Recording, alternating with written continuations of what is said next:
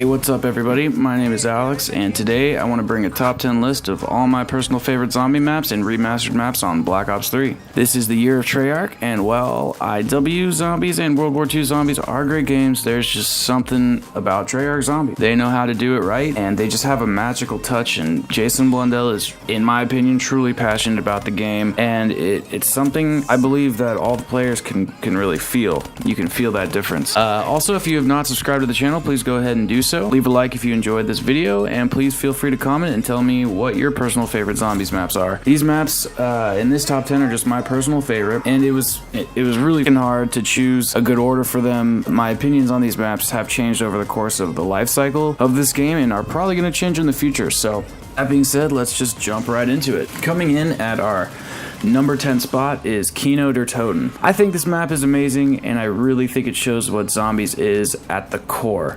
It's about survival. The remaster is beautiful, and I really enjoy it with all the Black Ops 3 weaponry and the gobblegum system. I also like how they kept in the thunder gun, the AK, and the MP40. It does a good job of keeping the thread of the overarching story, and it's a great map for a simple zombies run. You can just load it up, try your best to survive against the undead, and that's why it comes in at our number 10 spot. Coming in at number 9, the Giant. Now, a lot of people think of Nocturne Toten as the revolutionary zombies map, or the map that started it all, which I guess technically it is. But whenever I think of zombies and World at War, I think of Derice or the Giant. While I do enjoy some of the simpler maps more, the Giant always reminds me of where zombies came from and how it is an experimental project that's constantly evolving. There were a ton of small Easter eggs hidden on the map. It's the birth of the Pack-a-Punch system and the teleportation system. Jason Blundell changed the way we look to zombies forever with this map, and I will forever be grateful for him doing so. That's why it comes in at number 9. Coming in at number 8 is Gorod Krovi. I know what you're thinking. You're thinking, Alex, what the hell? Why is Gorod Krovi at number 8 after the Giant? All right, well, just hear me out, okay? I think this map is amazing. It's beautiful. It's challenging, but every time I play it, I just find myself, I don't know, I don't want to go through all the crap to get to the boss fight.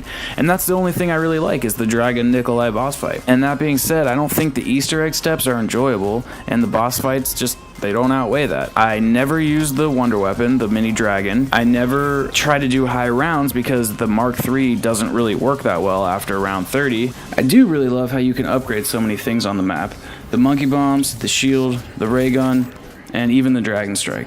There's a ton of things to do on this map besides the Easter egg, I know, but I mainly prefer to do the main quest, and it just doesn't do it for me.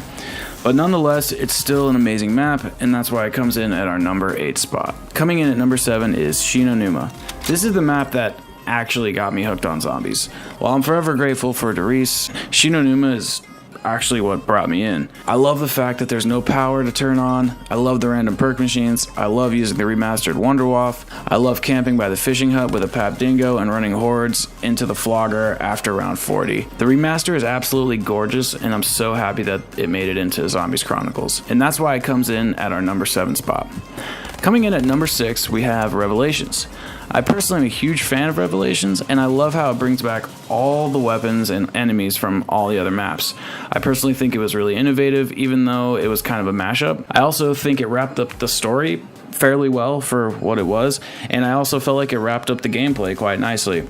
If the Shadow Man boss fight was the only boss fight, I would have been disappointed, but luckily we had the Margra showdown beforehand. This map is not something I wanted to play every day, but the artistic direction and the ability to get super overpowered is fun to do sometimes, especially when attempting to complete the Easter egg. We also can't forget about the masks, which is such a cool idea, and I hope to see that again in further zombies maps.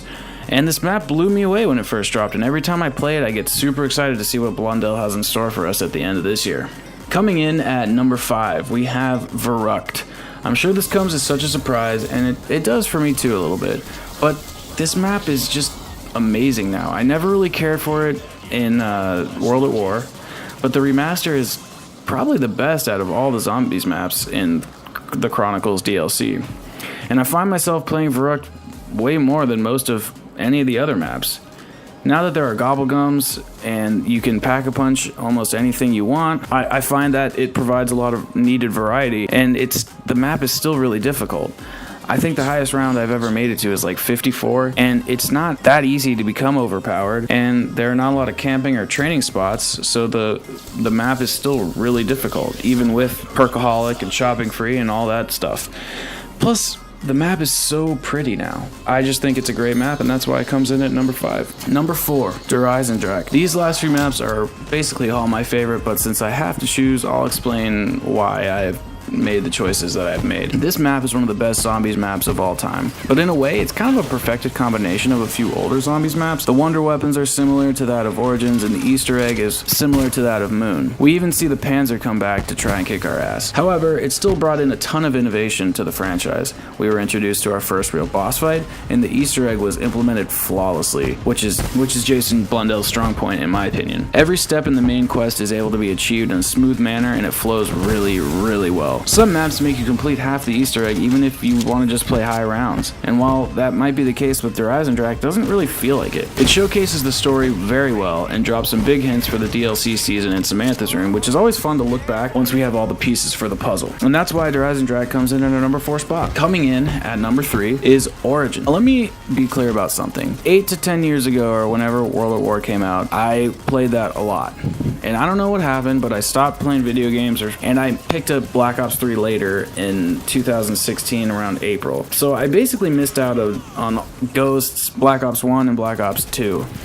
And I missed the original Origins train. So if this feels out of place for you, that's why. But that being said, I love this map, and I can certainly understand why people consider it the greatest map of all time. The Easter egg is super fun, and the wonder weapons are all amazing.